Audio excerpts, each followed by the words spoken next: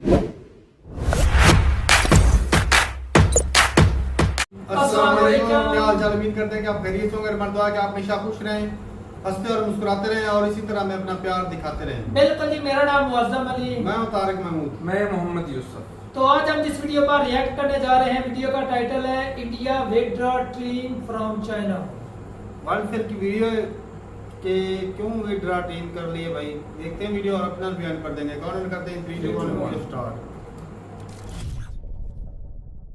नमस्कार and I welcome you all to world affairs. मैं हूं प्रशांत धवन। नाउ रिसेंटली आपने ऐसे आर्टिकल देखे होंगे जहां पर यह लिखा है कि इंडिया ने पुल आउट कर दिया है चाइना की यूनिवर्सिटी गेम से। वर्ल्ड यूनिवर्सिटी गेम्स में इंडिया पार्टिसिपेट नहीं करेगा। एक्चुअली पूरी गेम्स में तो नहीं, मगर उसके एक बहुत ही इंपॉर्टेंट इवेंट में इंडिया पार्टिसिपेट नहीं करेगा, अरुणाचल प्रदेश वीज़ा कंट्रोवर्सी की वजह से। नाउ इस इशू पर ना हमारे देश के जो पूर्व विदेश मंत्री हैं शशि थरूर साहब, इन्होंने ये कहा कि जो चाइना करता है अरुणाचल प्रदेश के लोगों के साथ, सेम काम हम तिब्बत के इशू को लेकर चाइना के साथ क्यों नहीं कर सकते। तो ये सब बातें क्यों कही गई हैं, स्टेपल वीज़ा का इशू क्या है, सब कुछ समझेंगे बहुत ही सरल भाषा में। मगर आगे बढ़ने से पहले आपसे क्वेश्चन पूछूंगा। यहाँ पर क्वेश्चन ये है कि दुनिया का सबसे बड़ा म्यूजियम युगे युगी इन भारत, ये किस शहर में बनाया जाएगा। ये है यहाँ पे आपकी ऑप्शंस, न्यू दिल्ली, जयपुर, चेन्नई या फिर अहमदाबाद। कमेंट सेक्शन में करिए उत्तर, सही आंसर आपको मिलेगा वीडियो के एंड में। अच्छा, पहली बात तो यहाँ पर यह समझ लो कि हम लोग एशियन गेम्स की बात नहीं कर रहे, हम यहाँ पर बात कर रहे हैं वर्ल्ड यूनिवर्सिटी गेम्स के बारे में। एशियन गेम्स भी चाइना ही होस्ट करेगा 2023 में, मगर वो गेम सितंबर अक्टूबर के आसपास होंगे। नाउ वर्ल्ड यूनिवर्सिटी गेम्स भी अपने आप में एक बड़ा इवेंट है, दुनिया भर के देश पार्टिसिपेट करते हैं। आप नाम से समझ सकते हैं, जो युवा एथलीट्स हैं यूनिवर्सिटी से जुड़े हुए, वो यहाँ पर पार्टिसिपेट करते हैं। सबसे पहले ये इवेंट हुआ था इटली में 1959 में, और तब से लेकर अब तक दुनिया भर के कई कंट्रीज ने इस इवेंट को होस्ट किया है। एज लिमिट यूजुअली होती थी इस इवेंट की 18 से लेकर 25 के आसपास। चाइना के इवेंट में इस एज लिमिट को थोड़ा सा बढ़ाकर 26 साल तक कर दिया गया है। और यहाँ पे आप देख पाओगे लिखा है 2021 का जो इवेंट है ये चाइना होस्ट करेगा, मगर एक्चुअली में जो ये इवेंट है 2023 में हो रहा है। आप समझ गए होंगे कोविड की वजह से ये इवेंट डिले हो गया, नहीं तो वैसे हर 2 साल में एक बार ये इवेंट कहीं ना कहीं होता है। तो इसके बाद जो अगला इवेंट होगा ये जर्मनी में होगा, उसके बाद साउथ कोरिया में। इंडिया ने आज तक ये वर्ल्ड यूनिवर्सिटी इवेंट होस्ट नहीं किया है। अब क्या है कि जब ये वर्ल्ड यूनिवर्सिटी गेम स्टार्ट हुई तब इंडिया के जो एथलीट्स हैं इन्होंने चाइना में ट्रैवल करना स्टार्ट कर दिया, वहां पर पार्टिसिपेट करना था। और इंडिया के एथलीट्स बहुत अच्छा कर भी रहे हैं इस वक्त गेम्स में। ऑलरेडी मैं देख रहा हूं कि इंडिया ने शूटिंग में 3 गोल्ड मेडल जीत लिए हैं, बहुत अच्छी परफॉर्मेंस है। आप अगर मेडल टेबल देखोगे ना वर्ल्ड यूनिवर्सिटी गेम्स का, तो नंबर 1 पे चाइना है और नंबर 2 पे इंडिया है। हालांकि मुझे लगता नहीं है कि लंबे समय तक हम नंबर 2 की जो पोजीशन है इसको मेंटेन कर पाएंगे, क्योंकि अभी बहुत सारे इवेंट्स होने हैं, बहुत सारे यूरोपियन कंट्रीज हैं वो भी पार्टिसिपेट करेंगे। बट अभी के लिए इंडिया की परफॉर्मेंस काफ़ी अच्छी लग रही है। नाउ सब कुछ ठीक ठाक चल रहा था, मगर अचानक से न्यूज़ आती है कि अरुणाचल प्रदेश से जो एथलीट्स चाइना के इस इवेंट में पार्टिसिपेट करने के लिए जा रहे थे ना, उनको वीज़ा तो मिल गया, मगर चाइना ने उनको दिया है एक स्टेपल्ड वीज़ा। यहाँ पे आप देख पाओगे इसका article, wushu team set for world university games in China held back due to stapled visa for Arunachal players. Now wushu team, ये समझ लो वुशु अपने आप में एक इवेंट होता है, इसे कुंग फू भी कहा जाता है। वैसे इसको ऑफिशियली स्पोर्टिंग इवेंट्स में कहा जाता है वुशु। ये एक 1-on-1 कॉम्बैट इवेंट होता है, और सिंस ये चाइना के कल्चर का पार्ट है, चाइना ने अग्रेसिवली इसको बहुत प्रमोट किया दुनिया भर में। तभी आप देख रहे हो कि वर्ल्ड यूनिवर्सिटी गेम्स में भी इस इवेंट को ऐड किया गया है। तो अरुणाचल प्रदेश से हमारे एथलीट्स इस इवेंट में पार्टिसिपेट करने जा रहे थे, मगर चाइना ने यहाँ पर किया क्या कि जो इनको वीज़ा देना था ना, उस पर एक स्टेपल्ड पीस ऑफ पेपर लगा दिया। उससे क्या होता है, चाइना बेसिकली ये कहता है कि हम ऑफिशियली नहीं मान रहे कि इस स्टेट के लोग इंडिया का पार्ट है। ये बहुत ही इंपॉर्टेंट है। स्टेपल्ड वीज़ा से चाइना ना इंडिया को हमेशा ये रिमाइंड कराता है कि ये एरिया डिस्प्यूटेड है चाइना के हिसाब से, और चाइना ये लंबे समय से करता आया है। 2 एरिया हैं, जम्मू कश्मीर और अरुणाचल। यहाँ से कोई भी एथलीट चाइना जाना चाहता है तो चाइना उस एथलीट के वीज़ा पर एक स्टेपल लगा देता है। एक्चुअली ना सिर्फ एथलीट, कोई और व्यक्ति हो, कोई बिजनेसमैन हो, उसके साथ भी सेम इशू आता है। नाउ भारत सरकार ने अभी के लिए स्टांस क्या लिया है कि जो हमारी वुशु टीम है उनको कहा है कि आप मत जाओ, आप वापस रुको। नाउ ये इंडिया का डिसीजन है, और चाइना का जो ये निर्णय है इसकी हमने आलोचना करी है। बट कई लोग इंडिया में ये कह रहे हैं कि ये काफ़ी नहीं है, क्योंकि अगर चाइना ये सब कर रहा है, कहीं ना कहीं हमको चाइना की ज़बान में इनको जवाब देना पड़ेगा। और यहाँ पे आप देख पाओगे शशि थरूर साहब ने ये ट्वीट करी है कि बहुत हो गया, इनफ इज़ इनफ, हमें हमारे स्पोर्ट्समैन को फ्रस्ट्रेट नहीं करना चाहिए। हमें सिंपली क्या करना चाहिए कि तिब्बत से कल को इंडिया में कोई इवेंट होता है, मान लो इंडिया भी इन द फ्यूचर बहुत सारे स्पोर्टिंग इवेंट्स होस्ट करेगा, तो मान लो तिब्बत रीजन से जो आज के समय चाइना ने कब्जाया हुआ है, वहाँ से कोई एथलीट इंडिया आता है, तो इंडिया को उस एथलीट को भी एक स्टेपल्ड वीज़ा देना चाहिए। तो इनका ये मानना है कि अपने एथलीट्स को भी रोक करना, उनका नुकसान मत करो, क्योंकि आप सोच कर देखें तो जो अरुणाचल प्रदेश के एथलीट्स थे, इन दी एंड नुकसान उनका हो रहा है। उन्होंने काफ़ी ट्रेनिंग करी थी, उनका सपना था कि इंडिया को रिप्रेजेंट करेंगे, मगर अभी के लिए वो नहीं कर पा रही है। तो एक सोल्यूशन सजेस्ट ये किया जा रहा है कि जो चाइना कर रहा है ना, सेम हम करें तिब्बत के इशू पर। और ना सिर्फ शशि थरूर, बहुत सारे आर्मी के जो फॉर्मर ऑफिसर्स हैं, उन्होंने भी ये बात बोली है कि we should start giving boarding visa to Chinese coming from Tibet to India. ये आइडिया सुनने में बहुत अच्छा लगता है, मगर प्रॉब्लम ये है कि हमारा ना इस इशू को लेकर एक प्रॉपर स्टांस नहीं रहा। चाइना को लेकर जो हमारी नीति रही है लंबे समय से, ये काफ़ी अनइवन रही है। एक आप कह लीजिए प्रॉपर पॉलिसी हमने चाइना के मामले में नहीं अपनाई। इसका मतलब सिंपली ये है कि चाहे जवाहरलाल नेहरू का टाइम हो, तब भी इंडिया ने ये कह दिया था कि तिब्बत चाइना का पार्ट है, इंडिया ने एक्सेप्ट कर ली थी ये बात। चाहे अटल बिहारी वाजपेयी जी का टाइम हो, उस टाइम भी इंडिया ने ऑफिशियली ये बात मान ली थी कि जी तिब्बत चाइना का पार्ट है। और ये बात काफ़ी बार सुब्रमण्यम स्वामी जी कह चुके हैं कि इंडियंस ने ना 2 बार, एक बार नहीं 2 बार, एक नेहरू के टाइम में, एक अटल बिहारी वाजपेयी के टाइम में, दोनों टाइम में ये बात एक्सेप्ट कर ली थी कि जी तिब्बत चाइना का पार्ट है। इवन दो सबसे अजीब बात तो ये है कि इंडिया ने इतनी बड़ी बात मान ली, इवन दो चाइना आज तक लाइन ऑफ एक्चुअल कंट्रोल को ऑफिशियल बॉर्डर नहीं मानता, ना लाइन ऑफ एक्चुअल कंट्रोल की रिस्पेक्ट करता है। तो अब जा करना अगर 2023 के अंत में हम सडनली ये पॉलिसी बनाते हैं कि अब देखिए अब हमको तिब्बत याद आ गया है, अब तिब्बत के लोगों को हम स्टेपल वीज़ा देंगे, इसकी इतनी सेंस बनेगी नहीं, क्योंकि चाइना ओपनली कह देगा, बट ऑफिशियली तो आप कहते हो ना कि तिब्बत हमारा पार्ट है। हम तो ऑफिशियली कभी हमने बोला ही नहीं कि अरुणाचल प्रदेश, कश्मीर आपका पार्ट है। तो चाइना इंडिया की फॉरेन पॉलिसी में फर्क यही है, इनके यहाँ कंसिस्टेंसी रही है, इन्होंने एक लाइन पकड़ी है, उसको फॉलो किया है। हमारे यहाँ कंसिस्टेंसी नहीं थी। तो देखो, अगर इंडिया तिब्बत के इशू को लेकर स्टेपल वीजा इशू करना स्टार्ट करता है, उसमें हमें ना एटलीस्ट ये करना पड़ेगा कि कई कंट्रीज हमारे साथ ये सब करें। हम अगर अकेले ये सब करेंगे तो वर्ल्ड कम्युनिटी उसको इतना एक्सेप्ट नहीं करेगी। अगर सारे quad countries, Japan, Australia, US, उसके अलावा कुछ और कंट्रीज भी मिलकर ये डिसाइड करते हैं कि हम कहेंगे कि जी तिब्बत एक डिस्प्यूटेड एरिया है, तब कुछ बात बन सकती है, नहीं तो अभी के लिए तो we can't do much here. हाँ, ताइवान एक ऐसा इशू है जिसको लेकर मैं कहूँगा पोटेंशियल है, इन द फ्यूचर पॉसिबिलिटी है कि इंडिया वन चाइना पॉलिसी के बियॉन्ड देखे और ताइवान को एक इंडिपेंडेंट कंट्री माने, बट वो भी अभी बहुत दूर है।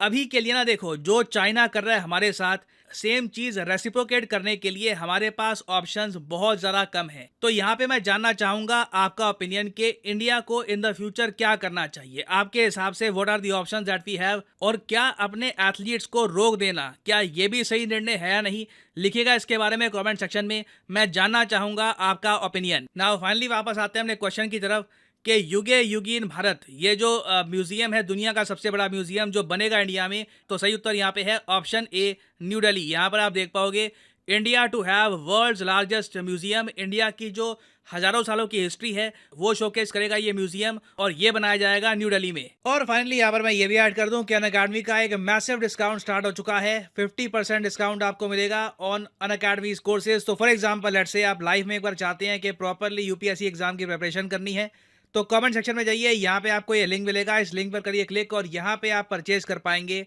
अनअकैडमी का UPSC course eight 50% discount. Usually ये डिस्काउंट होता है 10% का, कुछ दिनों के लिए ये डिस्काउंट 50% का आपको मिलेगा। बट इस डिस्काउंट को अवेल करने के लिए सिंपली यहाँ पर कोड डालिए PD10 और प्राइसेस अपने आप गिरना स्टार्ट हो जाएंगे। You will be able to save a lot of money, so use the code PD10 and save money. इसी नोट के साथ ये है वीडियो का अंत। Thank you for listening and as I always say, may the gods watch over you.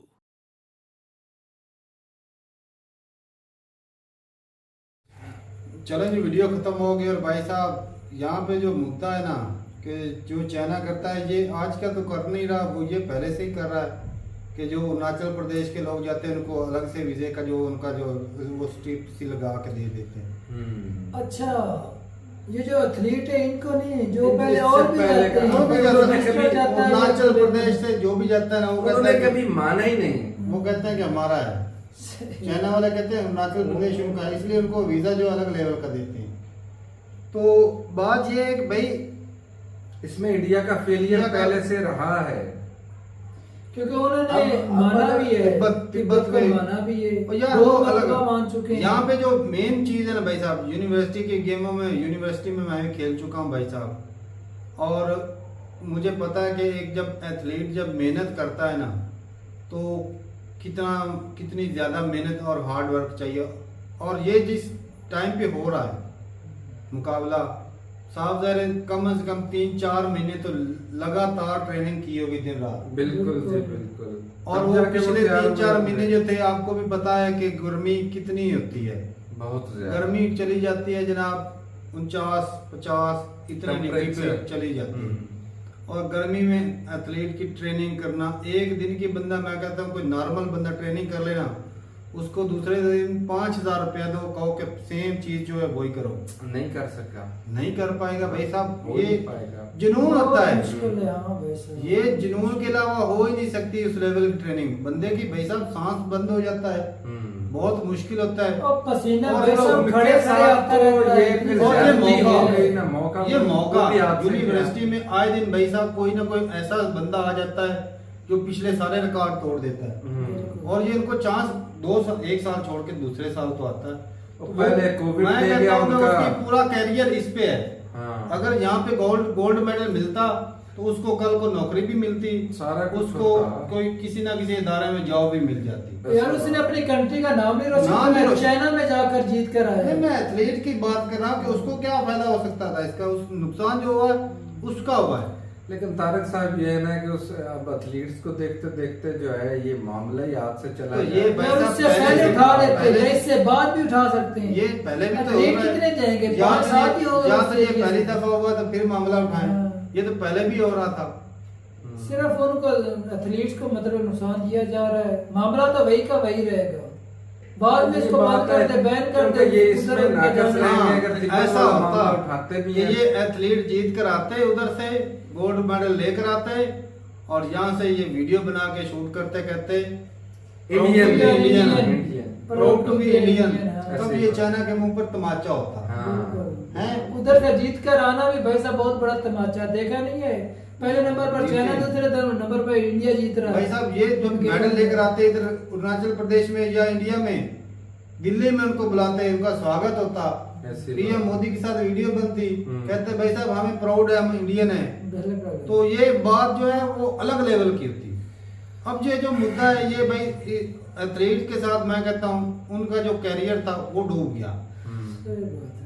उनकी जो मेहनत थी वो समझे जाया गई। एक बंदा जो सारी मेहनत करता है उसको फल नहीं मिलता, जो उसका मिशन होता है टूट जाता है भाई। सही बात है। आज चाइना को टक्कर की मुकाबले की टक्कर देनी तो भाई साहब और प्लेटफॉर्म जिस तरह सर बोल रहे थे वो क्वाड है, उसके अंदर मिलकर तिब्बत वाला मसला जो हाँ, दूसरा नहीं, है, वो तो उसको मान उजागर रखा करें। है ना तिब्बत के लिए जो ये मर्जी ये ताइवान कर है ले। वो भी कर वो ले, तो पहले से उससे तो इन्होंने बहुत कबूल ज्यादा कर है। यार रखा है ना गोल भाई करने से साहब। वो कुछ नहीं था, क्यों कुछ मुद्दे नहीं बाद होता? में भी टूट जाते टूट जाते हैं। हैं। अब जंग नहीं चल रही, जंग भी तो एक दिन हो जाती है। तो और चाइना को तो जिस काम में आएगा। बढ़िया है जी, बढ़िया। जब- देखो फिर अच्छा, कश्मीर वाला पहले- मामला जो है पहले लिख कर दे पहले रखा है। पहले इतने नहीं जाते थे, पहले तो जाते थे उस वक्त भी ये टिकट सी लगा के मोहर लगा देते हैं, हाँ। फिर वो आते वक्त वो टिकट उखाड़ लेते हैं।